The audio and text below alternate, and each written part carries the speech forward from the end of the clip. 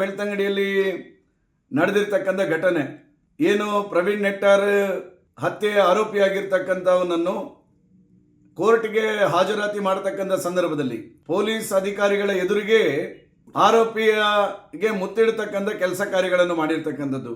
ನಾನು ಈ ಸಂದರ್ಭದಲ್ಲಿ ಪ್ರಶ್ನೆ ಮಾಡ್ತೇನೆ ಕರ್ನಾಟಕ ರಾಜ್ಯ ಸರ್ಕಾರವನ್ನು, ಏನು ನಿಮ್ಮ ಇಲಾಖೆ ಪೊಲೀಸ್ ಇಲಾಖೆ ಸತ್ತಿದೆಯಾ ಈ ರಾಜ್ಯದಲ್ಲಿ? ಇವತ್ತು ಈ ರೀತಿ ಘಂಟಾಘೋಷವಾಗಿ ಒಬ್ಬ ಆರೋಪಿಗೆ ಈ ರೀತಿಯ ಒಂದು ಹೇಯ ಕೃತ್ಯವನ್ನು ಮಾಡ್ತಾರೆ, ಆರೋಪಿಯನ್ನು ವಿಜೃಂಭಿಸ್ತಕ್ಕಂಥ ವ್ಯವಸ್ಥೆಯನ್ನು ಮಾಡ್ತಾರೆ ಅಂತ ಹೇಳಿದ್ರೆ ರಾಜ್ಯದಲ್ಲಿ ಯಾರು ಸರ್ಕಾರ ಆಡಳಿತದಲ್ಲಿ ಇರ್ತಕ್ಕಂಥದ್ದು? ಜಿಲ್ಲಾ ಪೊಲೀಸ್ ವರಿಷ್ಠಾಧಿಕಾರಿಗಳಿಗೆ ನಾನು ಈ ಸಂದರ್ಭದಲ್ಲಿ ಎಚ್ಚರಿಕೆಯನ್ನು ಕೊಡ್ತಾ ಇದ್ದೇನೆ.